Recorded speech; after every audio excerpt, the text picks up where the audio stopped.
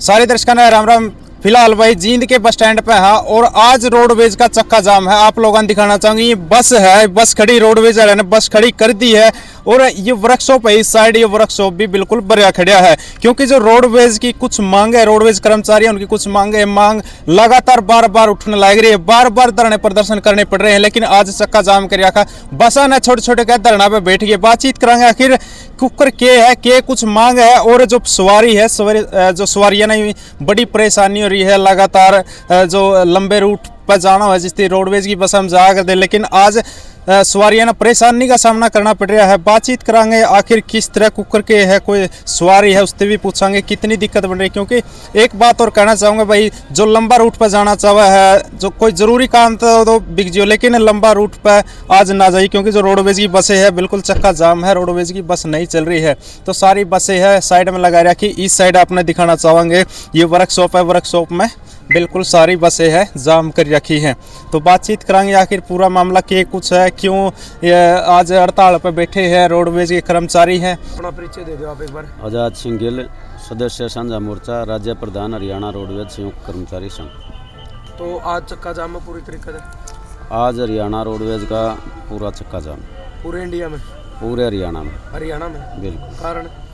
कारण सरकार की वादा खिलाफी के विरोध में कर्मचारियों के साथ सरकार ने बातचीत करी, 3-4 दौर की बातचीत हुई, किसी मांग पर भी सहमति बनी, सहमति कई मांगों पर बनी, लेकिन सरकार ने कोई लेटर जारी नहीं किया, कोई मांग लागू नहीं की, जिसके विरोध में कर्मचारियों में रोष है और उसी के विरोध स्वरूप आज पूरे हरियाणा के अंदर रोडवेज का चक्का जाम है। थोड़ा मांग बताओगे आपकी मांग के? बिल्कुल बताएंगे। सबसे जो ज्वलंत मांग है, कर्मचारियों की जो अर्नड लीव हैं, ईएल छुट्टियाँ वो काट ली। ठीक है, कितनी होया कर दी? पहले 33 छुट्टी होती थी साल में, हाँ, लेकिन अब CSR का हवाला दे के और 10 छुट्टी, जैसे CSR के मुताबिक भाई शुरू वाले 10 साल में 10 छुट्टी, उसके बाद 15 साल में, फिर उसके बाद अगले 20 सालों में, तो मतलब वो एक स्टेप बाय स्टेप कर दिया। जबकि पहले फिक्स होती थी हर साल ड्राइवर, कंडक्टर, वर्कशॉप और इंस्पेक्टर स्टाफ की एक साल में 33 अर्नड लीव होती थी जो उनके खाते में जमा हो जाती थी। रिटायरमेंट के उपरांत वो अपनी छुट्टियां ले लेते थे, उनके पैसे मिल जाते थे। या कोई छुट्टी लेना चाहे, कोई बीमार हो गया, किसी को इमरजेंसी ब्याह शादी में, तो छुट्टियां ले लेते थे। लेकिन अब सरकार ने बगैर कोई नोटिस जारी करे, बगैर कोई मतलब उसके एकदम से फरमान जारी कर दिया कि भाई ये CSR लागू कर दो। 95 में रूल बने और उनको लागू कर रहे हैं 2022 में। अच्छा। इस दौरान बीच में ना किसी अधिकारी ने यह जिम्मेवारी ली भाई, इतने अगर ये रूल 95 में बने थे तो उसी टाइम क्यों नहीं लागू किए, इतने दिन तक क्यों पड़े रहे पेंडिंग? वो हाँ 27 साल तक पेंडिंग पड़े रहे, वो किसकी जिम्मेवारी थी? अगर उसी टाइम ये लागू कर देते तो आज कर्मचारियों को समस्या नहीं होती। लेकिन 27 साल के बाद एकदम फरमान जारी कर दिया भाई ये CSR लागू कर दिया, जो कर्मचारियों के साथ कुठाराघात है। और इसके अलावा कौन सी मांग है? इसके अलावा जैसे 92 से लेके 2002 तक कर्मचारियों को पक्का करना, 2016 के हमारे चालक हैं उनको रेगुलर करना, चालक परिचालक का ग्रेड पे, कर्मशाला के कर्मचारियों का टेक्निकल स्केल विभाग के अंदर पक्की भर्ती करना समेत लगभग 30 सूत्रीय मांग पत्र हमारा सरकार के पास गया हुआ है, जिस पर कई दौर की बातचीत हो चुकी। लेकिन प्रधान जी, मंत्री जी का बयान है, जो परिवहन मंत्री है, कि ये हड़ताल बर्दाश्त नहीं करी जाओगी। कुछ सख्ती के आदेश भी दिए, कुछ GM है जो अपने किसी तरह निपटाओ इस हड़ताल में। देखो सरकार है, सरकार तानाशाही तो करती ही है, सरकार के सामने कर्मचारी क्या करेगा? हमारे पास तो ये एक हड़ताल का ही रास्ता है, धरने प्रदर्शन और हड़ताल का रास्ता है। सरकार के पास तो बहुत सारे रास्ते हैं, लठ मरवा दे, एस्मा की कार्रवाई कर दे और कोई कार्रवाई कर दे, कर्मचारी कहाँ जाएगा? लेकिन परिवहन मंत्री जी ने ये भी सोचना चाहिए कि भाई इनके साथ 4 बार आपने बात करी है, आपने पंचायत में वादा किया कि मैं ये मांग लागू करवा दूंगा, और पंचायत में वादा करने के बाद आज वो लागू करवाने की बजाय कर्मचारियों से सख्ती से निपटने की बात कर रहा है। तो ये परिवहन मंत्री जी का मतलब अपनी सोच है। जो सहमति बनी थी आपकी, कितना टाइम हो गया, मतलब कितने टाइम पहले हुई? लगभग 4 महीने। हमारी अगस्त में भी बातचीत हुई, उसके बाद सितंबर में भी बातचीत हुई, उसके बाद पिछली 13 दिसंबर को भी बातचीत हुई, और उसके बीच में 1 दौर की बात और भी होली मंत्री जी से। 4 दौर की बातचीत हो चुकी। 4 दौर की बातचीत में मंत्री जी ने भी पीएसटी ने भी ये माना कि ये जायज़ मांग है ठीक है। और इनको हम जल्दी लागू करेंगे। कितनी मांग मानी है आपकी? लगभग 4-5 मांग ऐसी थी जो उन्होंने मानी थी, कौन सी मांग? जिसमें तो एक तो ये छुट्टियों वाला ही मुद्दा था। ठीक है। ये उन्होंने कहा था भाई मेरी जिम्मेवारी है और मैं इसको लागू कर दूंगा, वापस से 33 हो जाएंगी, ठीक है। लेकिन वो नहीं हुआ।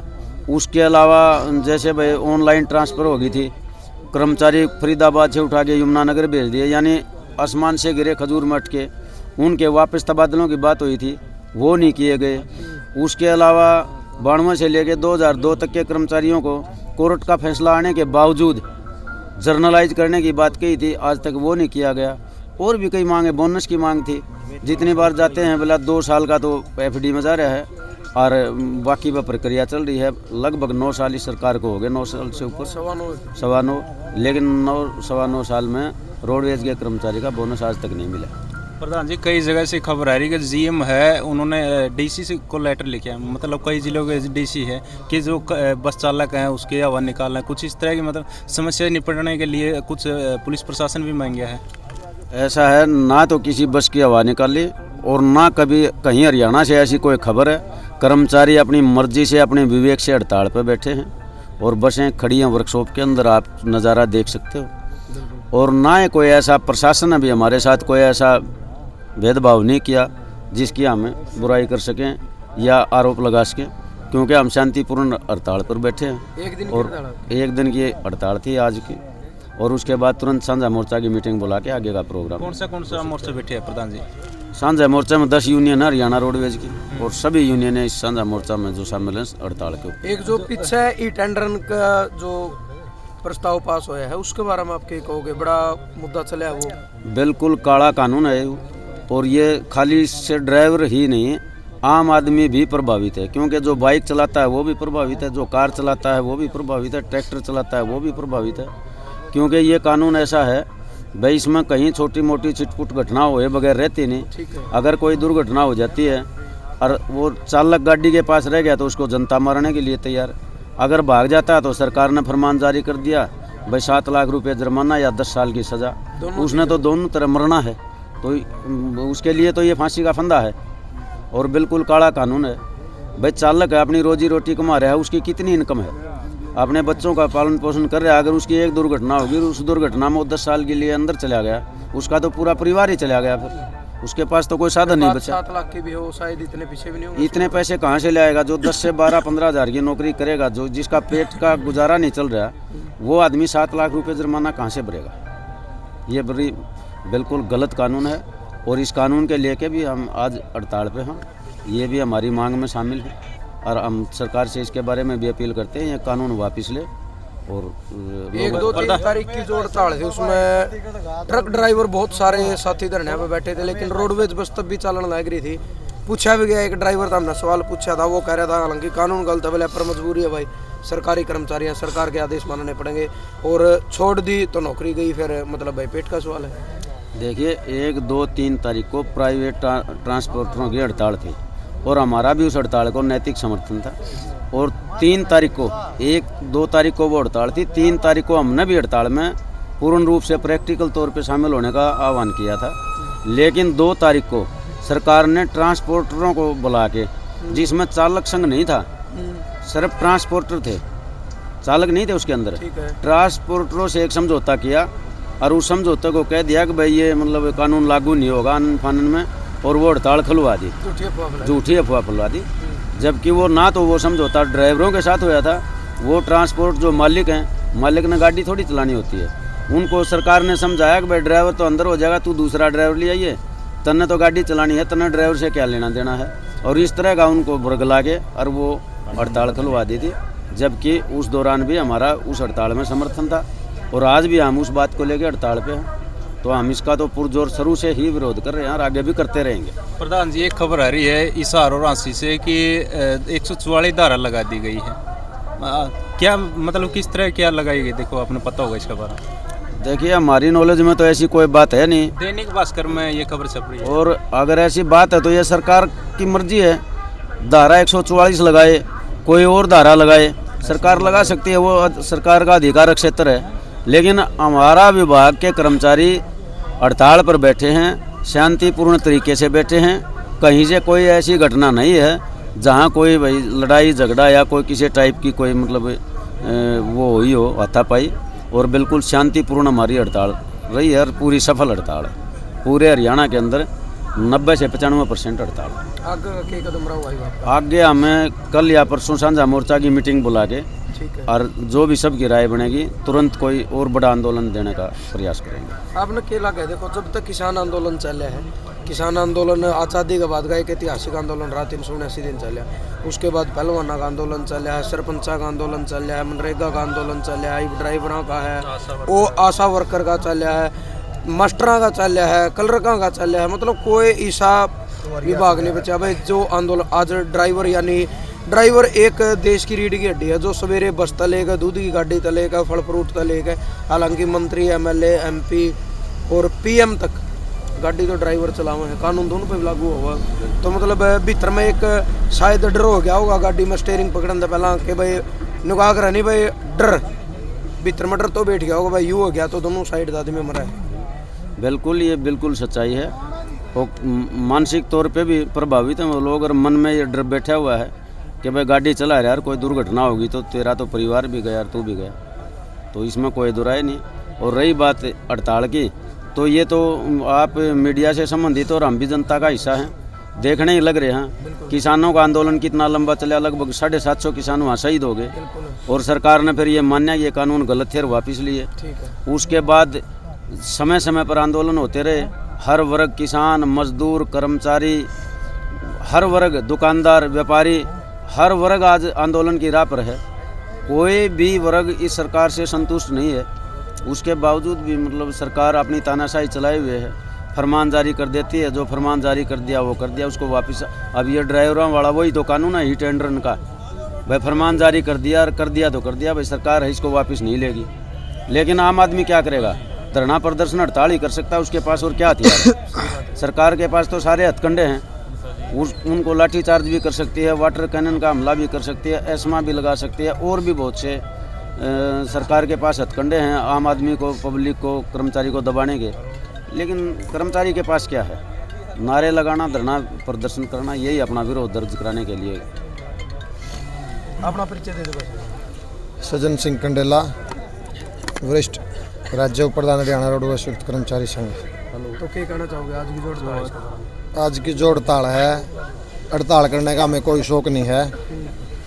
पीछे हमने अगस्त में फरीदाबाद में परिवहन मंत्री का घेराव कराया था। उसके बाद परिवहन मंत्री ने बातचीत के लिए बुलाया था। उसमें हमारी कुछ मांगे मानी भी गई थी, लेकिन वो मान तो लेते, धरातल पर लागू नहीं करते। उसके बाद हमने मजबूरन मुख्यमंत्री आवास का घेराव करना पड़ा करनाल में 24 दिसंबर को। वहाँ खुद मुख्यमंत्री के वासडी ने आगे बोला था कि भाई मेरी 68 साल है, जब मैं कभी झूठ नहीं बोलता। 10 तारीख से पहले आपकी मुख्यमंत्री के साथ बातचीत करा दूंगा। और मैं तो सरकार की सबसे घटिया मानसिकता एक मानता हूँ।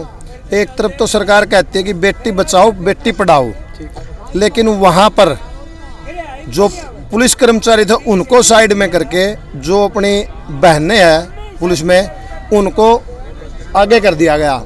पुलिस की जो पुलिस जो लेडीज पुलिस थी, सरकार ने उनको आगे बढ़ा दिया ताकि ये मुख्यमंत्री के आवास लग पहुंचने ना पाए। क्योंकि मुख्यमंत्री का आवास वहाँ से सारा 100-150 मीटर रह गया था, बैरिकेड लगा के। हो सकता है वहाँ हमारी पुलिस के साथ हाथापाई भी होती है अगर हमारी बहनों को आगे ना डालते। ये सरकार की सबसे अच्छी मानसिकता है। और मैं कहना चाहूँगा, आपने किसानों वाला मुद्दा पर बातचीत करी थी, बस किसानों ने भी आंदोलन कराया था, बढ़िया था, उनते कराया था। इतिहास में हमने तो पहली बार ना तो कभी सुना था, चलो हमारी भी 36-37 साल होगी, ना कभी देखा था ना कभी बड़े बुजुर्ग का सुना था। पहली बार ऐसा हुआ था कि सरकार रोडों को जाम कर रही थी और किसान रोड को खुलवा रहे थे। आपने देखा होगा उस आंदोलन में रोड के ऊपर सरकार ने कहीं पत्थर लगा दिए, कहीं खड्डे खोद दिए, कहीं मिट्टी डलवा दी, कहीं कील लगवा दी, कहीं बेल सार दी। क्या उस सरकार पे कोई कोर्ट नहीं है उसके लिए? उस पर ये कानून लागू नहीं होते? वो रस्तों को जाम कर रही थी। अगर एक आम कर्मचारी कभी स्ट्राइक पे जाता, ये बोलते उस पर एस्मा लगाएंगे या कोई और कार्रवाई करेंगे, उसको जेल के अंदर डालेंगे। संविधान में ऐसा कहाँ लिखा है कि अपनी मांगों के लिए कोई आवाज़ नहीं उठा सकता? हम अपनी आवाज़ उठा रहे हैं, हम अपनी मांगों को मनवा रहे हैं सरकार, लेकिन हमारी मांगे सरकार लागू नहीं कर रही। बार बार बातचीत करती है, मांग भी मान लेती है, लेकिन उसको धरातल पर लागू नहीं करती। कितनी बस है जिंदगी? जींद में लगभग 150 बसें हैं, 150 के आसपास है, जिसमें से लगभग रोडवेज तो कोई नहीं निकली है। किलोमीटर स्कीम की बसें हैं जो वो निकली है, और उस पर जो HR कौशल के तहत कनेक्टर लगे हैं वो भाई जा रहे हैं, उनको तो कह भी नहीं सकते क्योंकि कच्ची नौकरी है बेचारे, ठीक है ना। तो कुछ सवारियों को भी दिक्कत हो रही है, इधर देखो पता क्या है, हमारा पब्लिक को परेशान करने का कोई इरादा नहीं है, लेकिन हमारी मजबूरी, हम क्या करें, सरकार हमारी सुनवाई नहीं कर रही। हम तो अभी बातचीत का न्योता दे दिया उन्होंने, भाई 10 तारीख से पहले बातचीत करवा देते। अगर सरकार हम साझा मोर्चा को बुला के बातचीत के माध्यम से अगर हमारी मांगों पर सहमति जताती, उनको लागू करती, तो हम 24 तारीख की हड़ताल अपनी वापस ले लेते। तो बातचीत करी है भाई। और ये वर्कशॉप आपने दिखने लग रहा है, बिल्कुल रोडवेज बस आधा भरिया खड़ा है। इस साइड आपने दिखाना चाहेंगे कोई भी रोडवेज बस नहीं दिखती होगी, लेकिन जो किलोमीटर स्कीम के तहत या फिर जो कच्चे कर्मचारी हैं भाई, एक आधा बस न चला रहा है, क्योंकि भाई उनकी भी कच्ची नौकरी बताई है। और जो सवारी है इधर उधर भटक रही, सवारियों को भी काफ़ी दिक्कत बन रही है। तो साथियों, इसके बारे में रोडवेज कर्मचारियों जो हड़ताल है, इसके बारे में आपके क्या कुछ विचार है, एक सभ्य कमेंट के जरिए अपनी राय रखनी। तब तक के लिए जय हिंद, वंदे मातरम।